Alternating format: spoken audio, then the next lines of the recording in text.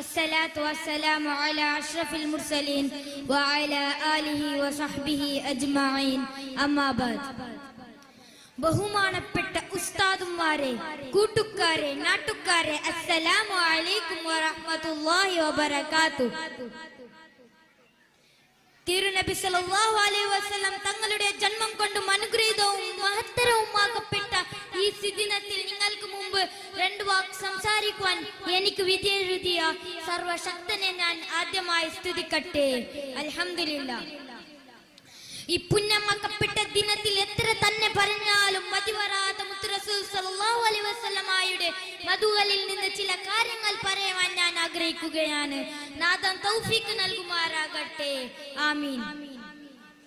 സൂര്യനും ചന്ദ്രനും അടക്കം കോടാനുകോടി നക്ഷത്രങ്ങളും ഗ്രഹങ്ങളും ഉപഗ്രഹങ്ങളും വിട്ടിത്തിളങ്ങുന്ന അത്ഭുതകരമായ ലോകത്തിന്റെ സൃഷ്ടിക്ക് കാരണം അഷ്റഫുൽ ഖൽഖ് ത്വാഹ റസൂലുള്ളാഹി സ്വല്ലല്ലാഹു അലൈഹി വസല്ലം തങ്ങൾ ആ മുത്ത് റസൂലിനെ സ്നേഹിക്കാതെയും പാഠങ്ങൾ പിൻപറ്റാതെയും എങ്ങനെയാണ് നമുക്ക് മുമ്പോട്ട് ജീവിക്കാൻ സാധിക്കുക?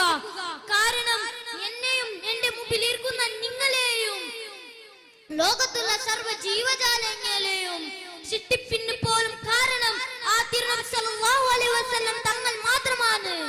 അല്ലാഹു സുബ്ഹാനഹു വ തആല നമ്മെ പഠിപ്പിക്കുന്നത് ലൗലാക ലമാ ഖലഖതുൽ അഫ്ലാഖ്.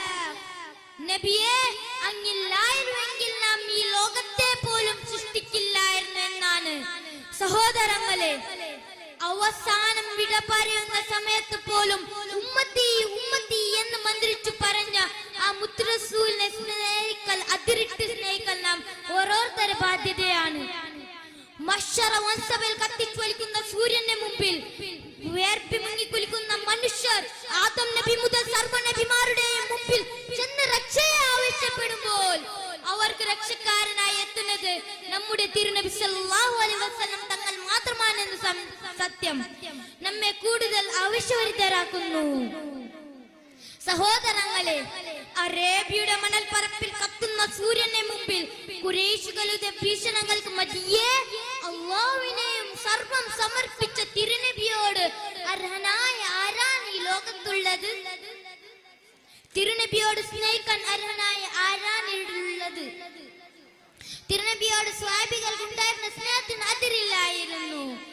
തിരുനബി സല്ലല്ലാഹു അലൈഹി വസല്ലം തങ്ങൾ എന്ത് പറഞ്ഞാലും രണ്ടാമതും ആലോചിക്കാതെ പ്രവർത്തിക്കുന്നതായിരുന്നു അവരുടെ ശൈലി. അത്രമേൽ തിരുനബിയോടുള്ള സ്നേഹം കൊണ്ട് ജീവിതം ധന്യമാക്കിയവരായിരുന്നു സ്വഹാബാക്കൾ. ലോകഗുരു മുഹമ്മദ് മുസ്തഫ സല്ലല്ലാഹു അലൈഹി വസല്ലം തങ്ങൾ ലോകത്തോട് വിട പറയുന്ന സമയം സ്വഹാബികൾ അനുഭവിച്ച ദുഃഖം ലോകം കണ്ടതിൽ വെച്ച് ഏറ്റവും വേദനാജനകമായിരുന്നു. ഉമർ റളിയല്ലാഹു അൻഹു വികാരധീരനായി വാളെടുത്തു. ഉസ്മാൻ റളിയല്ലാഹു അൻഹു കഴിയാതെ ഇരുന്നു പോയി. തിരുനബി സല്ലല്ലാഹു അലൈഹി വസല്ലം കാണാൻ കഴിഞ്ഞില്ലെങ്കിൽ ആ കണ്ണ് എനിക്ക് വേണ്ട എന്ന് പറഞ്ഞുകൊണ്ട് അത് കുത്തിപ്പൊട്ടിച്ചു.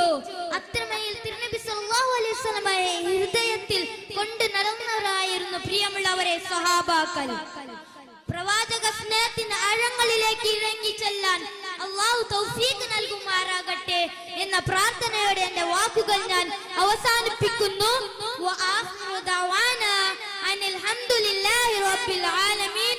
അസ്സലാമു അലൈക്കും വറഹ്മത്തുള്ളാഹി വബറകാതുഹു.